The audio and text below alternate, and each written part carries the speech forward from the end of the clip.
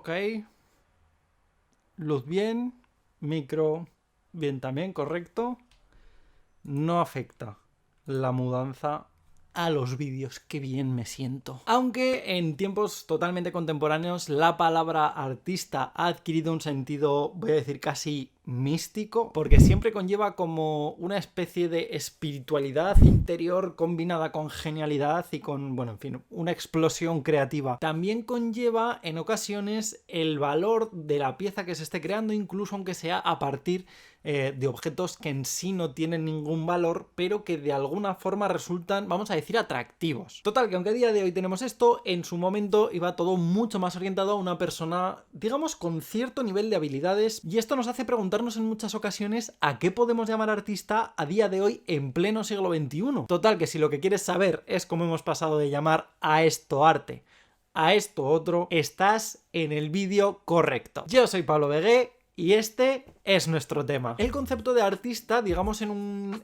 término mucho más filológico, viene ligado con el terreno de la antigua Grecia, ¿vale? Y lo que ya nos da un contexto totalmente histórico. No la palabra artista en sí, que viene del latín ars, sino una cuestión mucho más anterior, que es el término tecné, es decir, ese concepto de habilidad. Y esto estaba ligado a un terreno absolutamente amplio, o sea, se podía aplicar a pintores, a escultores, a artistas, a poetas, en fin, a un terreno mucho más amplio. Esto hacía que en realidad a nivel conceptual no hubiera tanta diferencia entre, pues, yo que sé, herreros por un lado y ceramistas por otro, sino que estaba todo como más unificado. Sin embargo, hubo algunos autores ya con un corte, voy a decir, no sé si más intelectual, pero bueno, sí un poquito más experimental, como Fidias o como Policleto, que intentaron variar los cánones de belleza o intentaron experimentar o forzar un poquito los límites de las técnicas. Y es aquí en realidad donde ya vamos a empezar a arrastrar ese lastre que incluso tenemos a día de hoy del concepto de artista como alguien muy rompedor, ¿no? Como alguien súper innovador. Porque sí, unos añitos antes del romanticismo ya veníamos arrastrando toda esta vaina. Sin embargo, aunque en este momento teníamos ese concepto de artista que lo que hacía era como aglutinar varias disciplinas y no había tampoco una mayor diferencia, la consideración del artista no dejaba de estar mucho más cercana a la que hoy día seguramente tengamos de un artesano, que en 2021 igual también tendríamos que mirar a ver dónde está el límite, ¿sabes? Porque ahora ya como que se nos olvida un poco este otro debate. Total, que aquí partíamos, como digo, pues eso, de personas, de profesionales técnicos que tenían pues una habilidad pues más o menos válida dentro de la estructura artesanal, vamos a decir, que tenían hasta la fecha. Y esto simplemente se trataba como de una especie de división a nivel conceptual entre la parte técnica y la parte filosófica, ¿vale? Pero bueno, era algo que estaba ahí, que tampoco se tocaba demasiado, hasta más bien lo que es la llegada de la edad moderna, que es cuando esto ya va a empezar a bullir, donde vamos a empezar a tener chicha, donde vamos a empezar a tener debate, salseíto del bueno, el sálvame deluxe de la gente que discutía si soy artesano o soy artista porque tengo papeles que me lo certifican. En realidad no había papeles, ¿sabes? Es algo que en mi cabeza queda súper guay, pero teniendo en cuenta que tampoco es que la gente así como de a pie supiera escribir más allá de lo básico, pues bueno, muy bien. Total, que en el siglo XV, concretamente en Italia, y esto siempre estamos hablando, tenedlo muy en cuenta, de un contexto eurocéntrico, ¿vale? Yo de la historia del arte que suelo estar hablando, digamos que tiene este contexto también porque es la que a mí me han enseñado, así que cogedlo todo con pinzas porque habría que ver esto en otros contextos culturales totalmente distintos. Como digo, en el siglo XV en Italia tenemos esos debates que ya sí que son mucho más conocidos, con teóricos que a la vez, pues bueno, compartían esa ambigüedad con el mundo del arte, como pueda ser, pues yo que sé, Leon Battista Alberti o como pueda ser Leonardo da Vinci. Lo que gente como ellos empezó a promover, pues era ese intento de la integración de disciplinas no puramente, vamos a decir, técnicas, como pudiera ser pues la pintura, la escultura, la arquitectura, y que a ellas se empezaron a aplicar conceptos que además hasta entonces ya se habían integrado, pero como con un toque mucho más intelectual, pues tipo las matemáticas, para configurar cuestiones como la perspectiva. Es aquí donde ya empezamos a ver, aunque ya en el arte religioso tenía mucho sentido, relación con el mundo de la literatura, con el mundo de la óptica, con el mundo de las ciencias, de la astronomía, en fin, cosas muy variadas, y que va a tener un especial reflejo en el mundo de la pintura, que era donde se podían explayar un poquito más a nivel visual con estas cosas. En el fondo parece algo muy sencillo, porque al final piensas, bueno, pues esta gente simplemente intentó integrar esto, ya se concibió como artista y bueno, pues ya está para su casa, ¿sabes? Habían debatido sobre el tema y dijeron, bueno, pues ya no somos artesanos, ahora somos artistas. Y dicen, pues muy bien y muy bonito, pero la realidad es que no. La realidad es que no, porque no simplemente buscaban esa diferenciación del artesano, sino que buscaban también cambiar un poco el estatus social. A día de hoy no somos muy conscientes, pero sí que es cierto que durante la Edad Media y la Edad Moderna, en gran parte de Europa, todos los estratos sociales, todas las consideraciones, todas las profesiones tenían limitaciones en cuanto a vestuario, en cuanto a, pues bueno, temas de posesiones, en cuanto a cuestiones económicas, y por tanto diferenciar al artesano del artista era algo súper relevante. ¿Qué sucede? Y aquí es donde yo veo cierta problemática que generalmente no se suele abordar, pero que a mí siempre me ha llamado la atención, y es que durante todo el Renacimiento se empieza a establecer este debate constante entre artesano y artista para diferenciar esa situación de vida, vamos a decirlo así, y el concepto artista en el siglo XVI se consagra, por lo cual digamos que ya tienen otro estatus, otra categoría. ¿Qué sucede? Que esto era un debate filosófico y por lo tanto tenía como una parte, digamos, de mentalidad, ¿no? Una parte de, bueno, pues de pensamiento, de creatividad que estábamos comentando al principio. Que muy bien y muy bonito, pero claro, cuando de repente esto se consagra, se convierte en un contexto académico y desde la academia todo lo que era la cuestión técnica se limitaba, o más que limitarse, como que se promovía el tema de las copias, pues llámame loco, pero yo sigo pensando que aunque todo muy bien y todo muy bonito, estábamos en el mismo punto de partida. Gente que se dedicaba a copiar o a imitar estilos o a repetir, a mantener una línea uniforme, que por muy artista que fueras, tu estatus cambiaba, pero de rebeldía tienes mis huevos morenos. Total, que la cosa era quedarse igual, pero con un nombre más rimbombante. Entonces, claro, aquí se establecía como una especie de condescendencia, ¿no? Por parte de las élites, por parte del tema de la academia, sobre ese, vamos a decir, pueblo llano del artisteo. Que en realidad luego todo cobra mucho más sentido, porque al final concibimos la idea de artista como alguien que trabaja para, vamos a decir, un tema un poquito más elitista, ¿vale? Pues para nobles, para gente de la realeza, en fin, para gente de alto estatus. Total, que esto hacía que en muchas ocasiones tuviéramos artistas que se limitaban pues a hacer copias, a hacer encargos, a hacer retratos nobiliares. Y por eso digo que va todo como un poco imbricado, ¿no? Es como, bueno, yo te doy este estatus, pero tampoco te vengas muy arriba, ¿vale? Crea un poco lo que yo te mande. Que en el fondo es un poco extraño porque es como la percepción que se tiene a nivel social, pero es en este momento también durante todo el Renacimiento, aunque ya lo teníamos con anterioridad, pero no tan profuso, cuando nos encontramos un momento súper rico a nivel histórico de creación de autorretratos. Retratos explícitos, retratos ocultos, integrados en bodegones, de forma exenta, que si artistas que se introducen de una forma indirecta en el cuadro con un estatus, otros que es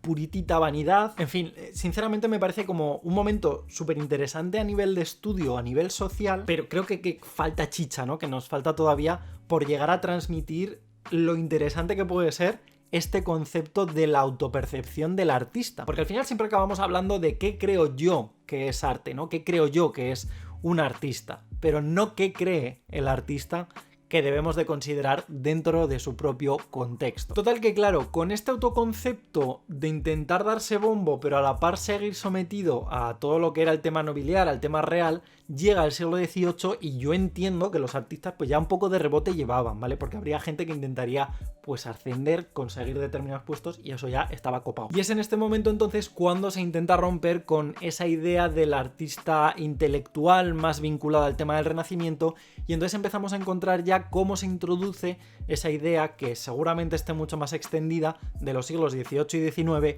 del artista como alguien turbulento, ¿no? Como alguien atormentado, como alguien que tiene una creatividad y un mundo interior que no sabe cómo sacar, y al final pues bueno, encuentra como también una vinculación con la naturaleza que además se contrapone al mundo de la razón. Bueno, en fin, una cosa en plan de explosión, ¿sabes? Explosión de olores, de colores y de sabores, que también tiene sentido si luego lo vemos en el contexto, ¿no? De todo lo que es el mundo de la razón, el mundo de la industrialización, el desarrollo de las ciencias, de la mecánica, en fin, bueno, que total, que el artista era como alguien súper alejado de este mundo más mundano. Que esto me hace mucha gracia porque hay muchos testimonios de artistas que tienen como esa relación de odio, ¿no?, con el avance tecnológico que estábamos teniendo en esos siglos XVIII y XIX, encontrando incluso el caso de pintores como Edward Burne-Jones, que tuvo una especie de conversación con Oscar Wilde y que dejó testimonio donde decía que cuantas más máquinas fabricaba el hombre, más ganas tenía él de pintar ángeles. Pero aunque tenemos esta constante lucha con el mundo de la razón, de la maquinaria, de la industrialización, de la sociedad que se estaba creando en ese momento, que además, pues bueno, tiene mucho sentido,